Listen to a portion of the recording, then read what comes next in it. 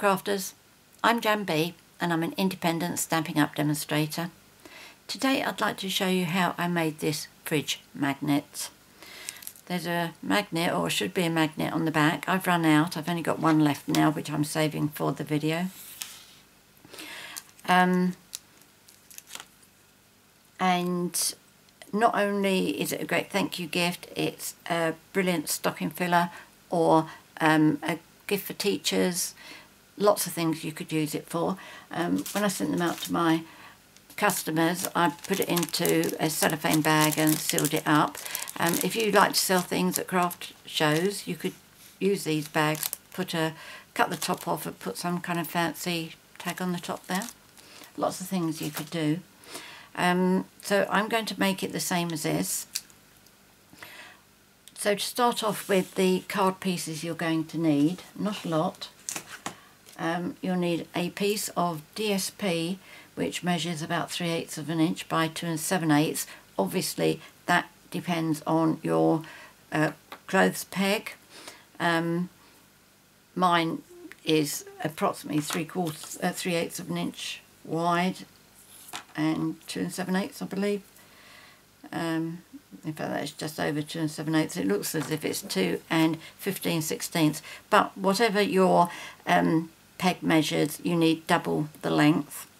You need a piece of real red cardstock to punch out one of the circles, and you also need a piece of crumb cake for the reindeer.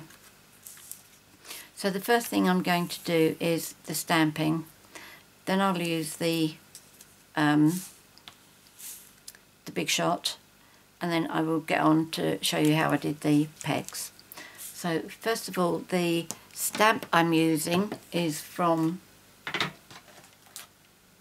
Seasonal Chums, and it's this one here, and it has a set of coordinating dies that goes with it, which is called seasonal tags. Okay, so I'm going to be using this one, and there's one there for the snowman and there's one there for the pumpkin too.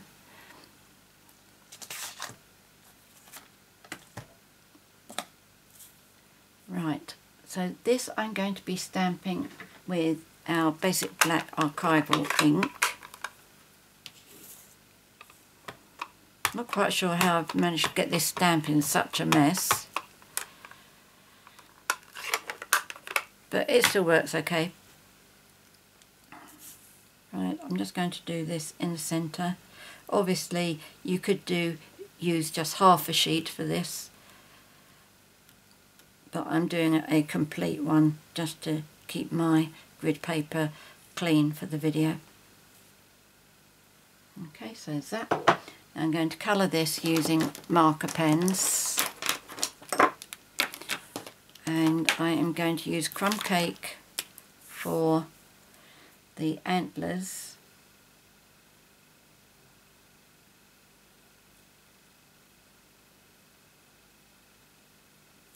and just to shade the ears and a bit of shading on the tail, body spots and the hooves.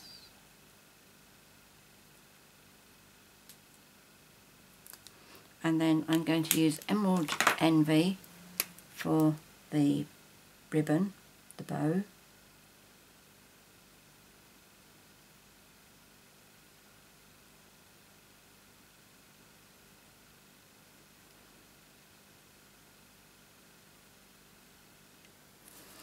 And real red, whoops, don't run away, real red for the nose. And then for the bell, I'm using the gold Wink of Stella glitter pen. If you don't have one of these, you could use something like more mustard. Is it more mustard that we've got? I can't see from here. No, crushed curry. And then go over it with the clear Wink of Stella pen. Okay, so that's all the colouring we need to do. I'll just bring my Big Shot up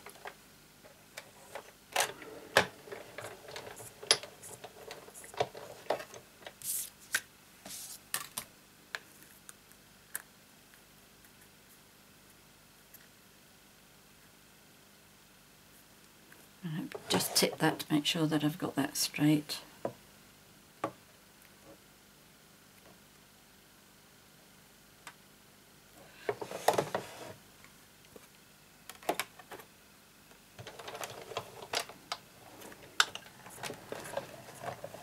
These are very easy to do, but if you have as many to do as I did, it really affected my hands in as much as I was gripping on the pegs. You'll see what I mean when we come to that. But I was so pleased with them once I'd finished them. And I'm sure my customers like them too. Right, now we don't need that top bit, so I'm just going to cut that off with some curved lines. There's no right or wrong way of doing this. It's just like trying to make it look as if it was meant to be just one single. So that's that done with my piece of real red, and I'm using, I don't know what we call this punch, but it's got the like a serrated edge to it. Now I know I've been a bit tight with this paper, it's only just wide enough, so I have to be careful, otherwise I lose some of it. Just about. So I'm going to put him on there using Tombow.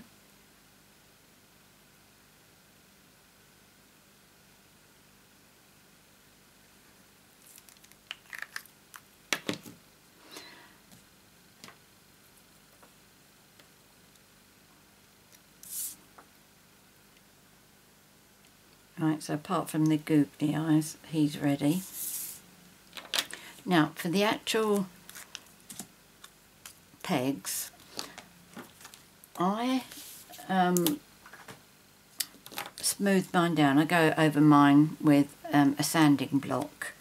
A lot of people don't, and I just want to show you what the difference looks like, because the sanding is quite an effort to do, and you may prefer not to do it. Can you see that all right? You see, this is my one where I've done the sanding on it,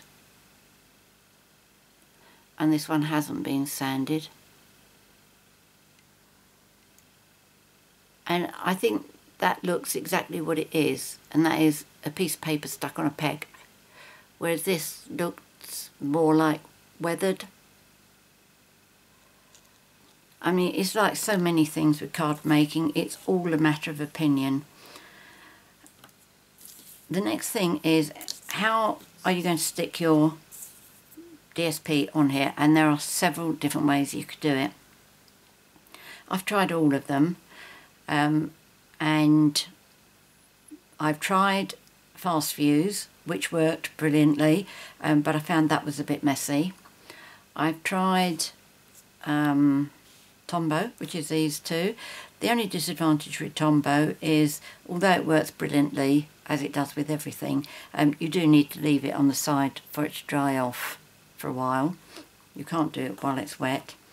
And the other method, which is the one that I used for when I was doing my customers, which worked out absolutely fantastic because I had so many to do, was I used a sheet of our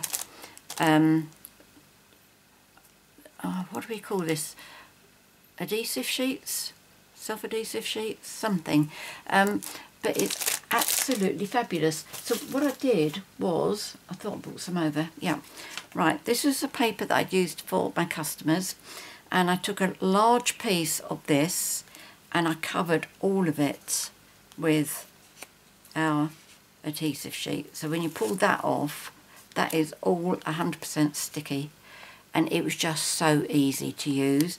And once I'd done that, all I needed to do was to put this through my guillotine and just slice it into 3/8, and that length is enough to do the front and the back.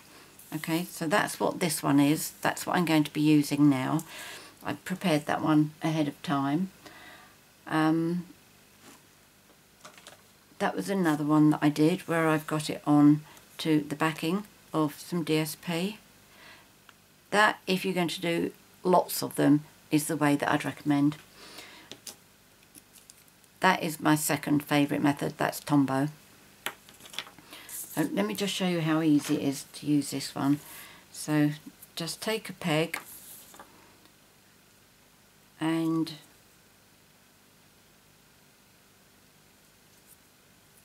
take off the backing piece, and then what I do is I get the first piece on there and I hold it either side with my fingers so that I know that it's in the right place, and then I move along, making sure I can feel the paper all the way along so that I know that I've got it straight. And quite often I have an overhang. I haven't got much on this one, but sometimes I've got quite a bit of an overhang because it's very difficult to be precise when you're trying to get 3/8 of an inch. But it's okay because you can trim it off. Okay, so there's that one. So turn it over to do the other side. Does it matter if I do different direction? I doubt it, but I will try and keep it straight, just in case the recipient doesn't like things that are not matching. Right, so put that there, just follow it down, making sure it's all. What have I got on there? Don't know, but it's gone. Right, okay, so now I'm just going to cut that piece off as well.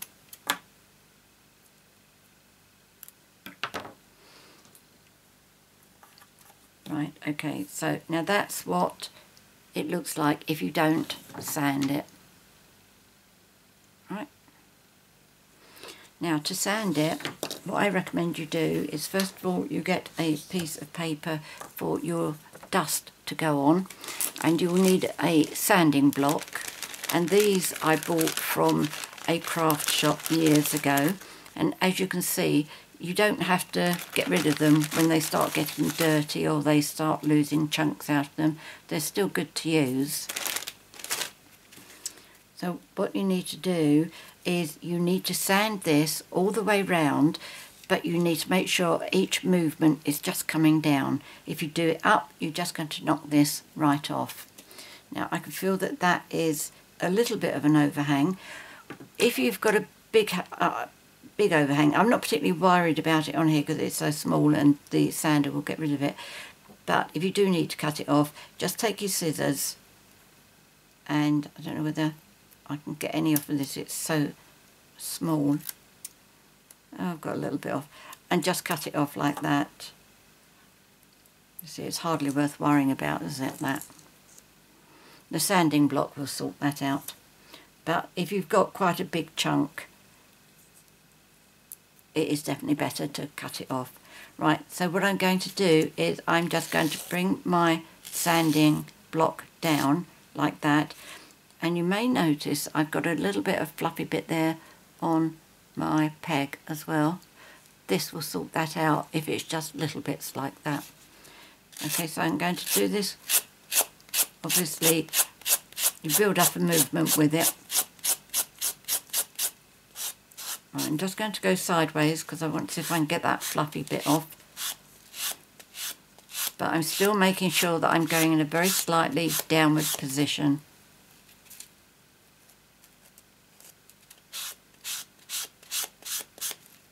I'm not sure I'm going to get that off, but we'll see. Okay, so I'm just going down in a downward movement, and I'm using this at an angle so that I'm not going against this one, which would be effectively going up on it. And then round the edge onto the corners.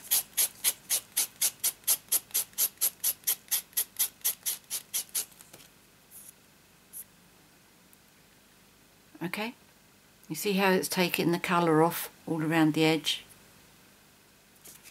This is the look that I'm going for.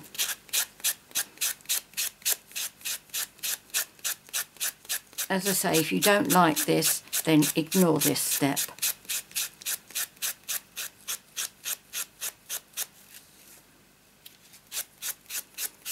And I have to say, it really did play havoc with my nail varnish. I mean, with one it's not too bad, but as I say, I had so many to do.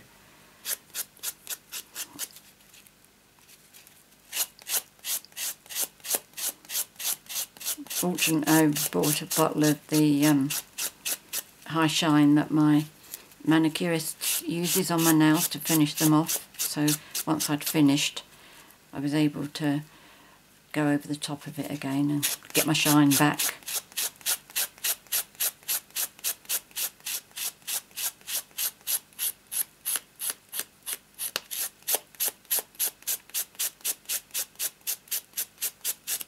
Okay.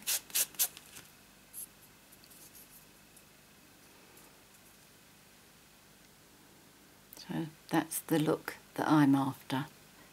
It's that as opposed to, let's turn it over, you see the other side that hasn't been done.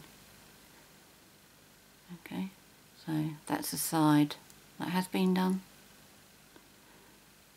And that's the side that's not been done. Okay, so I'm quickly going to just finish off the other side now. As you can see, it doesn't take long. Any delay is caused by if you use Tombow and you've allowed the glue to ooze out, that takes up time, because what happens is, as you're doing this with it, it's making it all go up into a little ball, so you have to remove that. If you get too much glue on the DSP, you can go over it before you start with your adhesive eraser, and that will take that bit off. It is better to try and remove it before you start using the sander.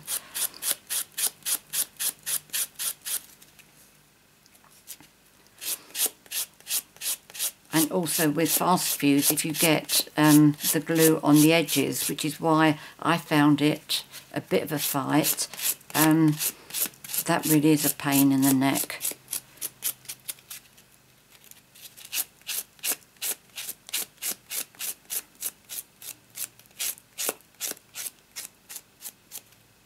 This one I was very lucky with because the size of the DSP was more or less spot on.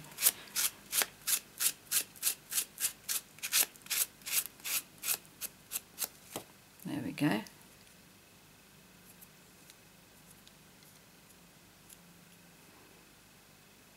So yes, I'm happy with that.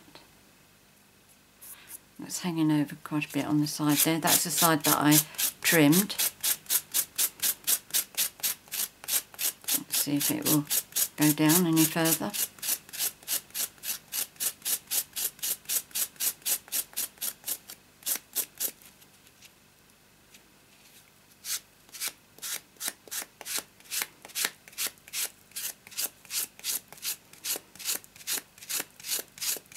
You see, it is coming off. Right, what I'll do is I'm going to make sure when I put this together that this is where I put my image, so that that little bit doesn't show. Most of it is gone, it's not a big deal. Let's see if I can show you what I'm talking about. In fact, there's some glue there as well. So you can tell the glue because you get the black there. Is that showing up on camera? Probably is.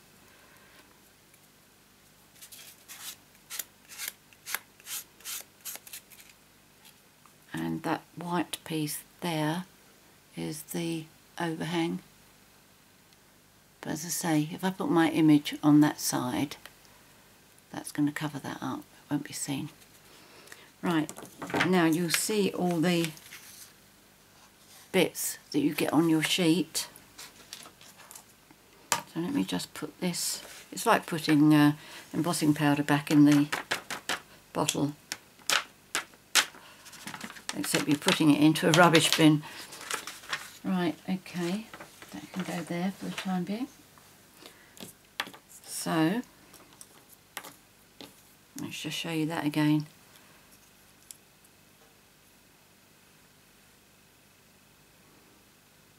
Alright, Right, now I'm going to pop this on. Hands are all dusty now. And if your workspace is dusty, you can clean up quite easily with one of these. Now I don't know what these are called. I bought these when Stampin' Up was selling them. When we had coordination paper. You know where you rub the colours off. And this was to mop up all that. They mop up glitter as well. Brilliant things they are. Right, so which side did I say I'm going to stick this to? This one I think, wasn't it? Right, so I'm going to put Tombow on mine. You could use fast fuse. Now I know that the glue has to start round about the top of here to make sure it's all onto there. But you'll need to check out your clothes pegs.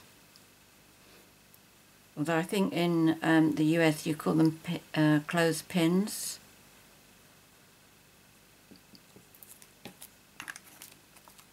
I'm sure it's the same thing though.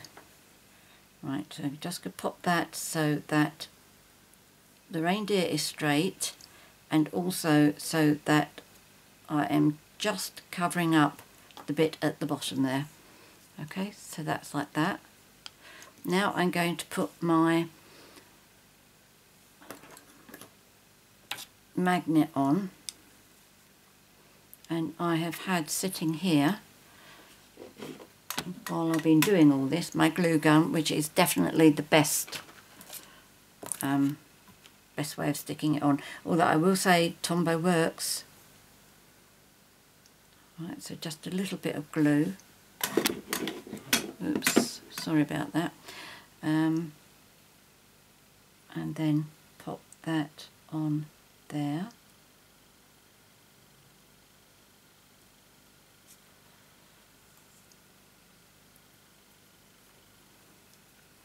Fabulously strong stuff this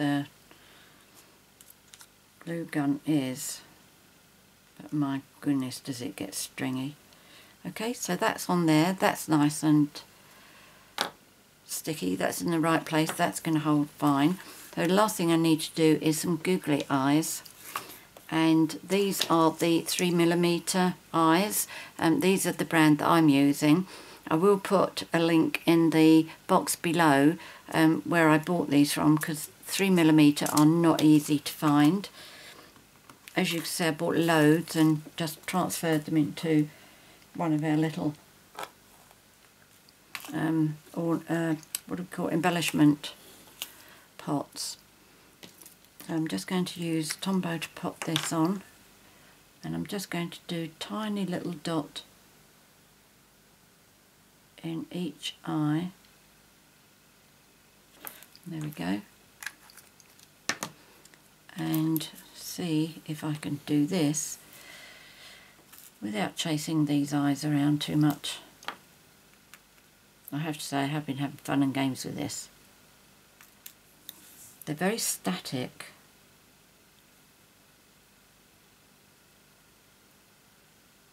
Apart from anything else.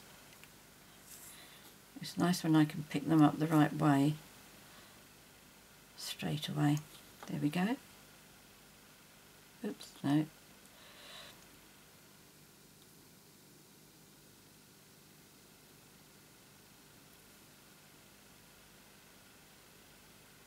Give it a press. There we go. And a Kit Kat. Yes, we have a Kit Kat.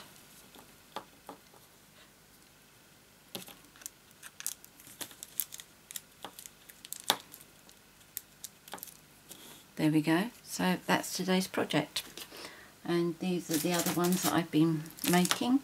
I will save these for other little thank you gifts that I send out during the month for various reasons. But my customers were first. They've got theirs. Is that all I did? I thought I had another one. Oh, here. There we go.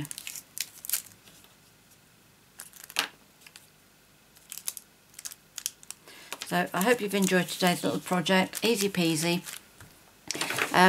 If you have any comments to make, any questions to ask, please put it in the box below. I'm always happy to help. I will list all the products that I've used in the box below, and the measurements, although they don't really count for very much because a lot of it depends on your pegs. What else do I tell you about? Oh, I've got my little reminder here. Oh, that's right. There'll be a link to my 24/7 shop in the box below. Obviously, you won't be able to buy the Kit Kats in there, nor the magnets, nor the googly eyes, or the pegs. In fact, there's very little this time, 50% I suppose, that you can actually buy in my shop. But I will put the links for the googly eyes because I do know that they are difficult to find. And if you've enjoyed my video and you'd like to be notified each time I upload a new one, which is normally Wednesdays and Sundays, please subscribe to my YouTube channel. And I believe you have to now tick the box which says that you wish to get notifications from me. So I hope you do, and if you've enjoyed this, please give me a thumbs up. Many thanks. Until next time, happy crafting. Cheerio.